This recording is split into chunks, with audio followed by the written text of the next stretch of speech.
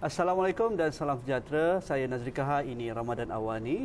Kalau kita melihat bagaimana negara bergerak ke hadapan, terutama mengisi sebagai sebuah negara maju yang berteraskan pengetahuan pada 2020, pastinya generasi Y adalah mereka yang akan memenuhi setiap ruang di negara kita. Tetapi adakah kita sudah cukup mengiktiraf daya intelek, kuasa dan juga pemikiran orang muda di negara kita? Melihat kembali sedikit pasca PIU 13, generasi Y dominan sekali memberikan undi bagaimana mereka inginkan dari kuasa politik, sama ada kepada pihak pembangkang ataupun pihak kerajaan. Jadi itu yang akan kita bincangkan, bukan hanya fenomena di Malaysia kalau kita lihat pada ketika ini, tetapi kebangkitan orang muda berlaku di seluruh dunia, dan ini merupakan satu fenomena yang perlu diberi perhatian serius bagaimana kuasa orang muda ini boleh bersama-sama dalam membangunkan sebuah negara bangsa. Jadi itu yang akan kita bincangkan dalam Ramadan Awani. Saya tidak kesorangan, Profesor Madya Datuk Dr. Asri Zainul Abidin, rakan saya tidak lama tak bersama kami di Astro Awani. Selamat datang Prof. Prof, mungkin kita bercakap pada malam ini juga berlaku demonstrasi di seluruh dunia. Kalau kita lihat di Egypt, Mesir, kebangkitan anak muda terus berlaku walaupun revolusi sudah selesai setahun lepas. Begitu juga kita lihat di Amerika Syarikat, di Brazil sekarang ini, di Turki baru minggu lepas. Saya rasa ini bukan perkara baru, tetapi anak muda dalam konteks hari ini, bagaimana kita perlu lihat secara orang kata pun signifikan peranan mereka pada ketika ini. Bismillahirrahmanirrahim. Alhamdulillah, wassalatu wassalamu ala Rasulillah. Pertama, anak muda pada sepanjang masa, dahulu ataupun kini, apa yang membezakan mereka dengan generasi lain ialah soal faktor umur. Faktor umur yang muda, pertama ada beberapa perkara lah. Pertama iaitu mereka lebih cergas, ada keberanian, kemudian kurang kepentingan. Kerana orang tua ni barangkali dia sudah ada jawatan yang selesa, ada family yang... Jadi ini ada ciri-ciri yang menyebabkan biasanya dilihat orang muda lebih berani, lebih sanggup meluahkan perasaan mereka. Kerana barangkali juga kerana kekurangan pengalaman kadang-kala. Tetapi yang menjadi lebih istimewa orang muda pada era ini dan pada era-era yang akan datang ialah kerana soal pendedahan maklumat yang ada pada mereka. Soal keberanian untuk berfikir merentasi ikatan-ikatan yang lama yang ada, tradisional yang ada pada orang tua-tua. Mereka tidak ada, dan kemudian mereka didedahkan dengan dunia maklumat yang begitu luas, yang bukan terbatas pada sempadan kenegaraan mereka, tapi rentas daripada itu. Dan ini menjadikan faktor yang sangat luar biasa, yang menyebabkan mereka berani buat banyak perkara yang di luar pada jangkaan. Ini sangat berbahaya jika sekiranya kepimpinan mana-mana negara ataupun mana-mana parti politik mahu orang muda berfikir dengan fikiran era mereka, tanpa melihat bahawasanya kemampuan dan kebolehan yang ada pada generasi muda kini merentasi segala parti politik dan segala sempadan kenegaraan. Kalau kita lihat, ini bukan perkara baru seperti mana yang diungkapkan oleh Dr. Asri tadi. Sejak zaman sirah lagi, zaman Ashabul Kahfi, peranan orang muda. Mungkin boleh ungkap sedikit. Ya, sebab itu kita lihat banyak tentang apabila disebut tentang Nabi Allah Ibrahim alaihissalam. Quran kata fatan yazkuruhum yuqalu lahu Ibrahim. Seorang pemuda yang mengingatkan mereka yang disebut namanya Ibrahim. Allah sebut pemuda. Kita baca surah Al-Kahfi, suratul Kahf. Juga mereka adalah golongan muda. Fatan tentang innahum fityatun amanu bi rabbihim wazidnahum huda. Mereka adalah orang-orang muda yang bangun, yang beriman dengan Tuhan mereka, dan kami tambahkan kepada mereka petunjuk. Iz qamu faqalu rabbuna rabbus samawati wal ardh. Mereka bangun menentang pemerintah zaman mereka. Kenapa Allah rakam mereka? Kerana orang tua tak pandai buat. Risikonya tinggi, tapi orang muda buat. Dan orang-orang yang mengikuti Nabi pada awal kebanyakannya orang muda. Sebab orang tua-tua bukan mereka tak nampak kebenaran tu, tapi mereka terpaksa banyak pertimbangan jawatan, kedudukan, panggilan dalam masyarakat, harta yang dah ada.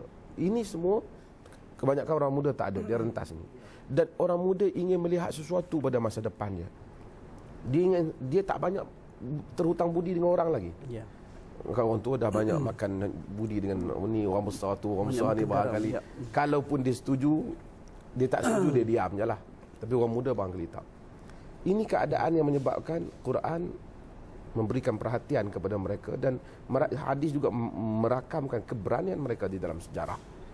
Dan kita akan lihat keberanian itu berterusan. Cuma agama minta diimbangi antara keberanian orang muda dan hikmah orang tua. Ya.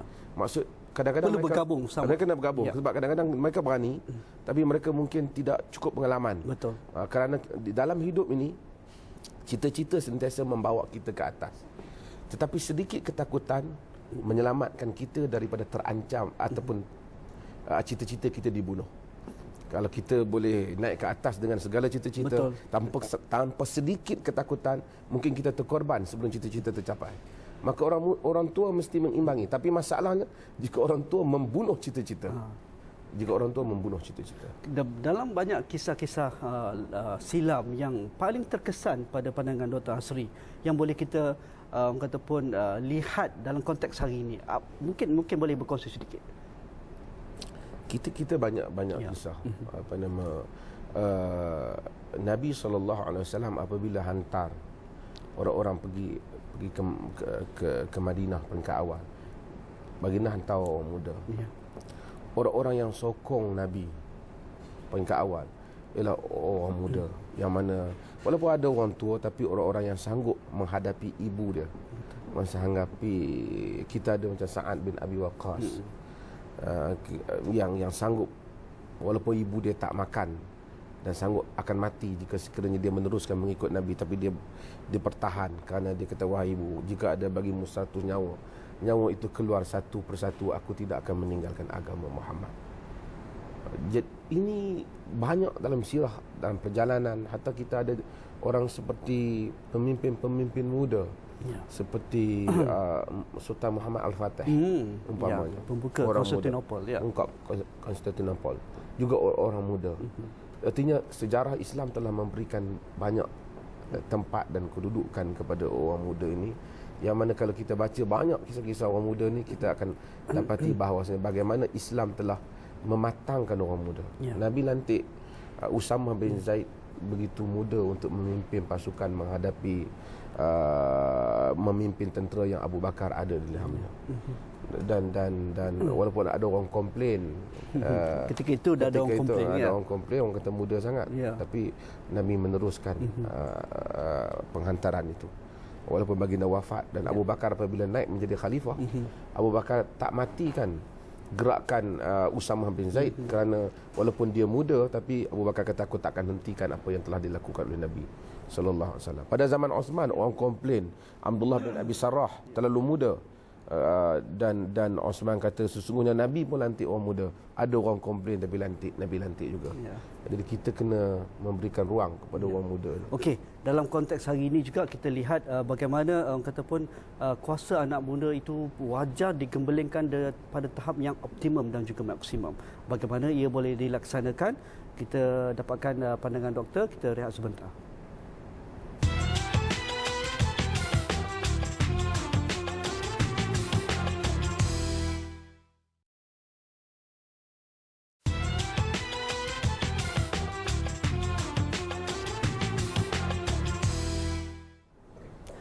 Terima kasih kerana bersama kami dalam Ramadan Awani, dalam kita orang kata pun berseronok ataupun memahami dan juga mengiktiraf peranan orang muda. Dan saya rasa ini bukan perkara yang jarang sekali diungkapkan oleh semua pemimpin kita, tetapi diiktiraf dan juga diberi perhatian. Tetapi mungkin dari sudut pelaksanaan di bawah, mereka sedar kuasa orang muda, mereka sedar peranan orang muda, mereka sedar bagaimana berhadapan dengan kuasa orang muda. Tetapi apabila melaksanakan polisi, melaksanakan dasar, melaksanakan cara bertindak dan sebagainya, agak kadang-kadang agak kontradik di situ. Mungkin Dr. Hasri melihat bagaimana? Pertama saya ingat kita kena pemimpin. Dia nak kena sedar bahawasanya dia leader, maksudnya dia mesti lead dalam semua perkara. Arab panggil qiyadah, kepimpinan.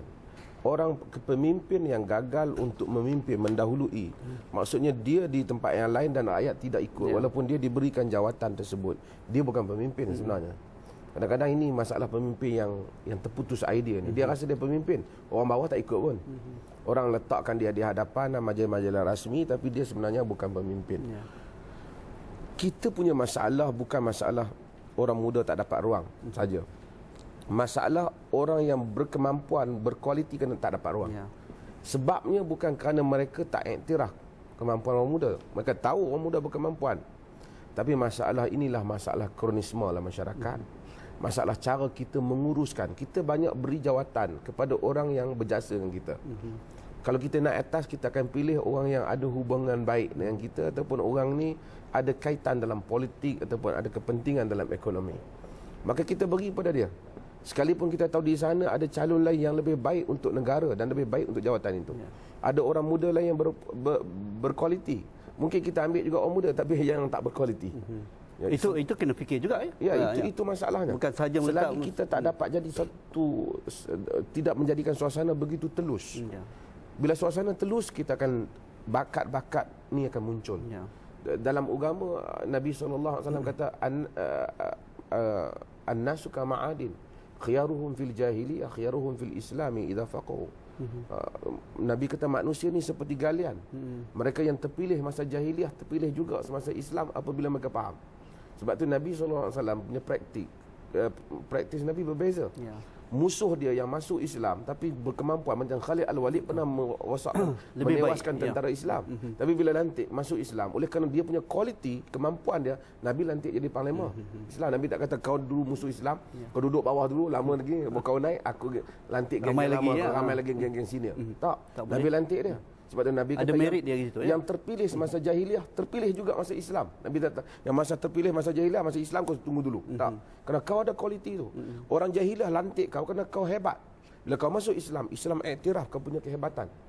Kau boleh memimpin, kau masuk. Ya. Sebab tu ramai orang-orang baru yang masuk Islam, tiba-tiba dalam masa yang sekejap mereka jadi pemimpin. Seperti Amr bin As. Orang bertanya kenapa tak lantik orang lain yang lebih lama. Tak, ini soal kepimpinan, soal kemampuan, bukan soal lama baru. Ya. Bila ada kualiti, ada leadership yang bagus, maka awak jadi pemimpin. Dan ini masalah apabila orang muda kita ada kualiti, ada apa, tapi dia tak boleh sebab kita nak raikan geng-geng lama dulu, dia orang makan tak cukup lagi, akan dapat habuan tak habis lagi. Ya.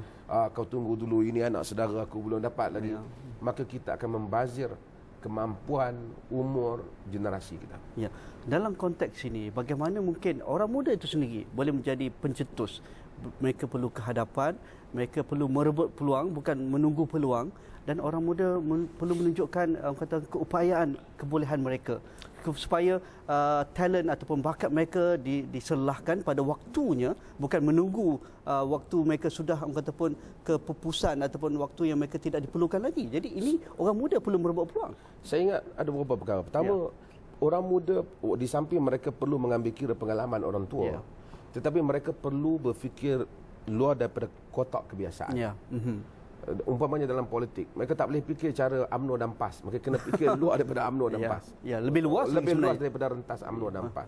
Tak boleh fikir tentang, saya selalu sebut, krisis Mahathir Anwar. Mereka mesti fikir luar daripada apa yang Anwar fikir, luar daripada apa yang Perdana Menteri fikir, Datuk Najib fikir, dan luar daripada apa yang Tun Mahathir fikir. Kalau tidak, mereka hanya akan mengikut track yang sama dan mereka tak boleh pergi mana. Kalau mereka nak mengepalai masa depan, mereka mesti menghasilkan pemikiran yang mencetuskan masa depan. Dan ini buktikan kemampuan itu. Jika mereka masih terikat dengan order lama, tak ada makna mereka jadi orang muda.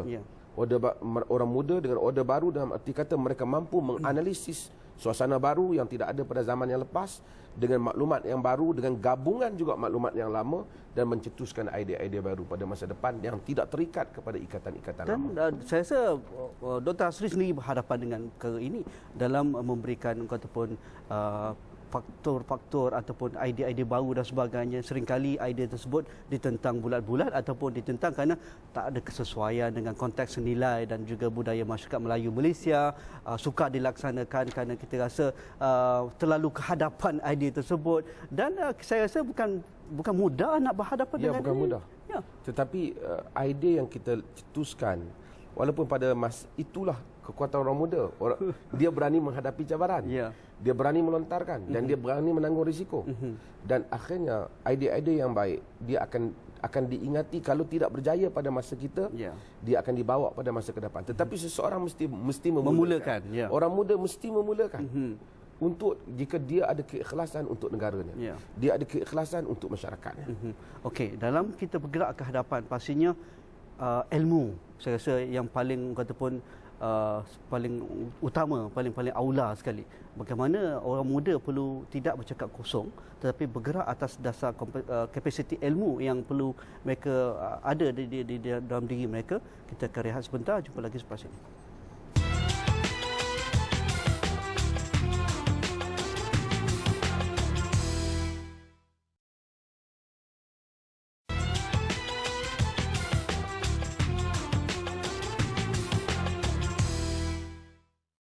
Terima kasih, seronok bercerita dengan Dr. Hasri. Kalau tak cabar dia bagaimana pemikirannya bergerak ke hadapan. Dr. Hasri, Malaysia untuk menjadi sebuah negara setanding dengan negara-negara tamadun tinggi seperti Eropah, Jepun, Korea dan juga Amerika Syarikat, saya rasa tak jauh kalau kita nak bandingkan apa yang mereka sudah capai pada ketika ini dan juga masa lalu. Tetapi apa faktornya? Saya rasa kita banyak persekitaran yang sudah hampir sama. Cuma ialah faktor ruang dan pengiktirafan yang memampukan kita bawa generasi kita ke hadapan. Kita sering ada sedikit ketakutan. Apa faktornya? Ketakutan ini mungkin kadang-kadang sejarah lampau, takut dikritik, takut dipersalahkan. Dan ada sedikit macam ikatan feudalisme di kalangan kita itu sedikit tinggi. Cuba tonjolkan kesetiaan saya kepada pemimpin.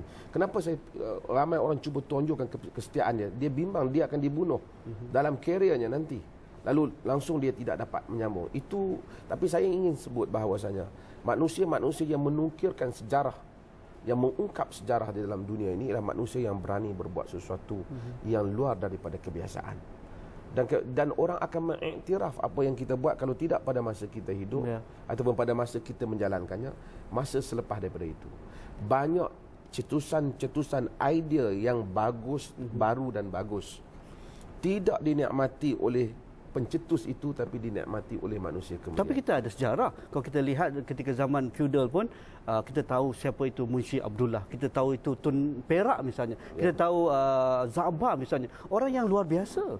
Ya, kita tahu Syekh Al-Hadi, Tunku Abdul Rahman. Cuba kita tengok ketika Hikayat Faridah Hanum dikeluarkan oleh Syekh Al-Hadi dan idea tentang emansipasi wanita, walaupun kita mungkin ada pro and con pada idea dia, tetapi nikmatnya dinikmati oleh hari ini kita tengok di universiti berapa ramai majoriti perempuan tidak boleh belajar, mereka kena duduk di dapur, mereka kena akur kepada pilihan suami yang ditentukan oleh pihak bapa. Kaum muda telah menentangnya. Kaum muda mendapat berbagai tohmahan.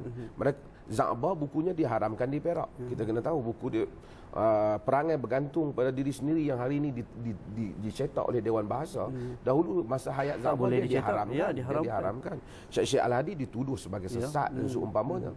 Tapi idea-idea mereka dinikmati oleh orang kemudian. Hari ini mereka dinobatkan sebagai tokoh-tokoh sejarah besar dalam negara ini. Itu pun dalam keadaan konservatif masih menguasai dan ke depan beriktiraf lagi saya fikir. Dan oleh itu yang perlu kita lakukan. Orang muda mesti berani untuk pergi ke hadapan. Cetuskan idea. Dan semua orang akan makan nasi sehari semikan dua. Dia takut. Di Malaysia ni tak ada lagi orang yang mencetuskan idea langsung tak dapat makan. Tapi artinya mungkin akan dapat kritikan dan tomahan. Tapi jika orang muda bergerak, kita lihat Tunisia. Siapa dapat menumbangkan Zainal Abidin bin Ali? Tak mungkin pada ketika itu. Tetapi dengan keberanian orang muda. Dan memang of course ada yang terkorban. Tetapi nikmatnya dinikmati oleh orang kemudian. Ini keberanian yang kita perlu. Apa yang kita perlu didik orang muda ialah untuk mereka berani, sekurang-kurangnya berani memulakan berfikir sesuatu luar daripada kebiasaan. Satu lagi saya rasa ketakutan di kalangan majoriti rakyat kita ataupun di kalangan masyarakat kita adalah ketakutan untuk mengambil risiko. Kerana orang muda ni suka mengambil risiko walaupun mereka tak tahu hasilnya di hadapan. Ya, kadang-kala negara yang seperti kita terpaksa akui dia sedikit lambat kerana kita agak lebih selesa. Bila lebih selesa, kita walaupun dia muda tapi persekitarannya lebih selesa dan risiko lebih banyak. Risiko kehilangan tu lebih banyak. Negara-negara yang sedikit miskin, risikonya lagi sedikit kurang. Itu satu keadaan lah. Namun orang muda oleh secara perbandingan macam saya sebut tadi, risiko dia kurang. Pun begitu kita kena, kadang-kadang orang muda perlu bergerak dalam bentuk kumpulan. Ini yang dibuat oleh negara-negara tertentu apabila nak menggerak badan-badan civil misalnya. Tak semestinya politik. Itu saya kata kita kena kuatkan civil society. supaya civil society tidak bergantung pada kerajaan. Betul. Dan feudalisme kita akan kurang. Kalau kita tengok perhimpunan parti politik PAS ataupun UMNO, kadang-kadang orang muda tapi mengampunya lebih daripada orang tua lagi. Itu kita duka cita. Ini kita keluarkan golongan muda, tak boleh jadi macam ni pemuda-pemuda dalam parti-parti ni. Yang mereka mesti berani. Betul, lebih bebas. Lebih bebas untuk memberikan pandangan yang lebih berani. Dan civil society jika kuat, rakyat tidak bergantung sangat pada kerajaan. Dia melalui NGO-nya, dia melalui kumpulannya mampu mencetuskan idea dan mampu menyatakan pendirian mereka. Tapi bila kita tak kuatkan civil society, saya nak bergerak, saya dibantu oleh kerajaan, saya nak buat itu dibantu oleh kerajaan. Itu susah. Jadi itu saya tak berani cakap nanti. Tetapi saya rasa doktor berkelana di seluruh dunia dan sempat orang kata pun melihat orang kata pengalaman dan juga cara berfikir, cara bergerak, cara bertindak negara-negara ataupun orang-orang yang lebih maju dalam hal ini. Mungkin itu yang kita boleh orang kata pun sedikit sebanyak boleh orang kata pun ubah suai dalam konteks nilai dan juga Malaysia misalnya. Kita kena mula daripada awal. Kita di universiti pun banyak kekangan. Kalau buat saya pernah seketika jadi fellow di Oxford. Saya tengok Oxford Union umpamanya. Begitu kukuh sekali. Dia bebas daripada universiti, dia boleh buat debate, dia boleh jemput pembangkang ke, dia jemput luar negara ke, dia boleh jemput daripada mana saja, dia debate dan dia boleh vote untuk debate tu. Undi pula nak sokong A ataupun B, dia boleh sokong kerajaan sampai ke tahap itu dan tidak ada gangguan untuk dia. Bahkan Oxford Union pernah mempengaruhi keputusan British untuk masuk dalam peperangan dunia kedua ataupun tidak. Keberanian yang seperti itu. Tapi kita tak berani. Jika student kita dikatakan tak, kita soal adab sopan tetap perlulah masyarakat kita. Dia katakan ini sudah tak bersopan, tak mengenang budi, tak mengenang jasa. Istilah-istilah yang seperti tidak bersyukur dan sebagainya. Tidak bersyukur. Kerajaan kena fikir bahawasanya semua pihak. Kadang-kadang bila pembangkang jadi kerajaan pun idea yang sama naik juga. Jadi kita kena fikir ini soal ruang. Kalau kita nak nasihat bagaimana adab memberi pandangan, tapi jangan halang orang muda meneruskan pandangan mereka dan membincangkan pandangan. Mungkin kita tidak bersetuju, tapi intellectual discourse mesti dihidupkan dalam masyarakat. Mesti dibenarkan ruang pandangan untuk dilontarkan, dibahaskan sehingga kita menolak pandangan itu secara intelek, bukan kerana prejudis ataupun emosi. Kalau itu boleh berlaku, kita dapat membawa masyarakat kita ke hadapan. Okey, terima kasih kepada Dr. Hasri, Profesor Madya Datuk Dr. Hasri Zainal Abidin. Itu saja masa yang kita ada. Kita akan panggil lagi jika ada kelapangan. Banyak isu-isu yang berbangkit ketika ini, bukan sahaja isu orang muda. Mungkin ada pandangan di kalangan anda, boleh hantarkan ke Facebook kami dan juga melayari awani.com untuk mendapatkan liputan terkini tentang dalam dan juga luar negara. Assalamualaikum, insya-Allah kita jumpa lagi dalam Ramadan Awani pada minggu depan dengan topik yang lain. Assalamualaikum. Kita jumpa.